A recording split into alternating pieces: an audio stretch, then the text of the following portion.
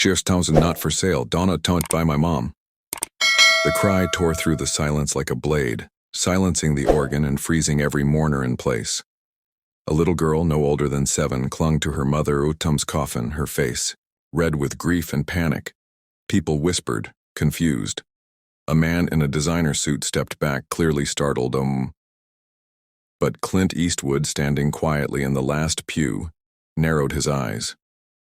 He hadn't come for drama. He barely knew the family, wow. But the second he heard those words, he knew something wasn't right. The girl kept screaming. He said he take her body. He said he bought her. Her trembling finger pointed directly at the man in the suit, who now looked pale and unsure. The pastor tried to calm her, but Clint had already started walking forward, slow and steady. The room was thick with tension, but no one dared interrupt, because what Clint was about to uncover would not only expose a twisted lie, but start a chain reaction that would rip the truth wide open. If a child says something no one wants to believe, do you listen or look away? Clint stepped closer to the coffin, his voice calm but sharp. Oh, someone better explain what this little girl just said. The suited man chuckled nervously, raising his hands. Oh, TM's just a misunderstanding. A kids don't know what they are saying. But the girl shook her head violently, pointing again. Howard came to our house last week. He gave Mommy money before she died. He said he would take care of her after. The room gasped. The funeral director went pale. Clint turned to him. Oh, is this true? Yes, the director hesitated, then said quietly. Oh, he paid for a private embalming and transport. But we never asked why. Oh, Clint looked the man in the suit dead in the eyes. So what were you planning to do with her? The man didn't answer. Instead, he glanced at the exit, but Clint blocked his path. Oh, you TM are not going anywhere, he said, voice like steel.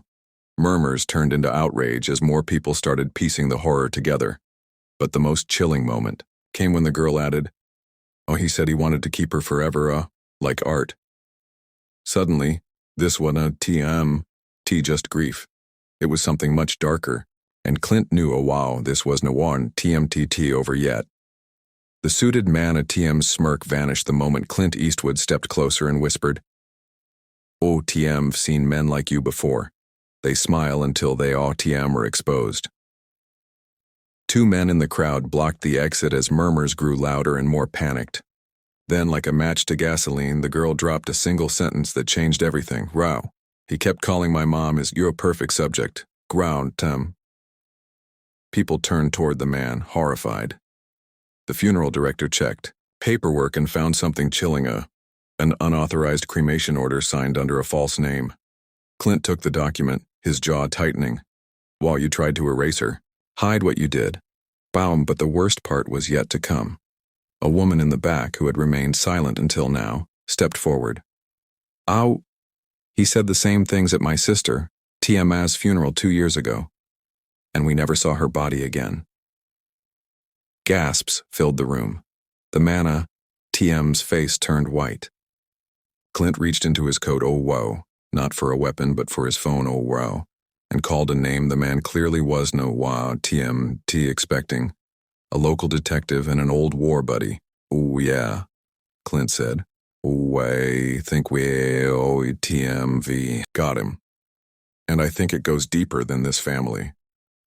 By the time the detective arrived, the funeral had transformed into a crime scene. The suited man sat in a pew, silent and surrounded, his arrogance gone. The detective listened closely as Clint laid everything out, the children TM's cries, the fake documents, and the eerie similarities with other funerals. But then came the twist no one expected. There's a hidden compartment in the casket, the detective said after a brief inspection. With trembling hands, the funeral director opened it. Inside was a sealed envelope labeled with coordinates, photos of other women, and detailed notes, names, medical histories, dates. The room went still. This was obsession. It was trafficking. Clint clenched his fists, his voice low and firm.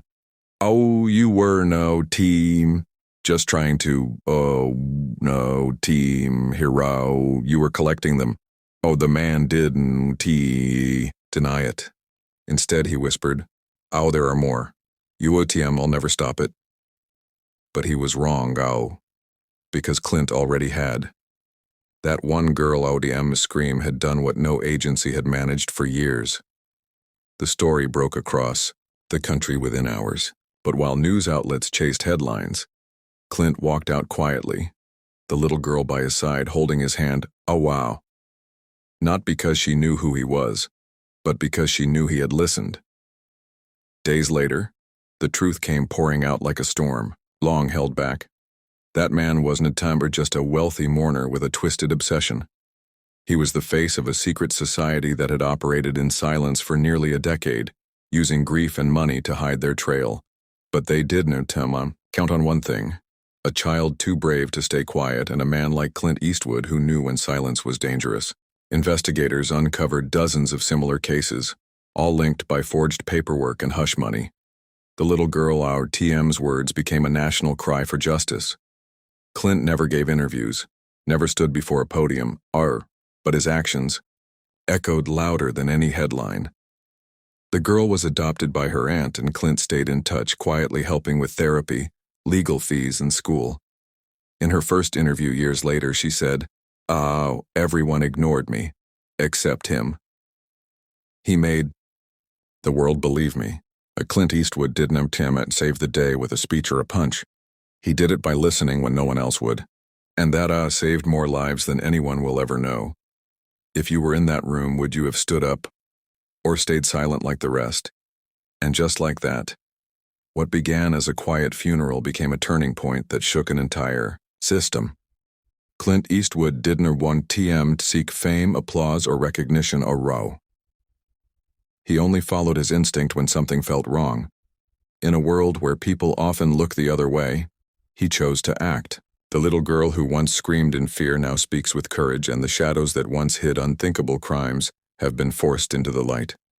This was no just a moment. It was a message, sometimes one voice, even if a childudum's air is enough to bring down giants, if someone is brave enough to listen.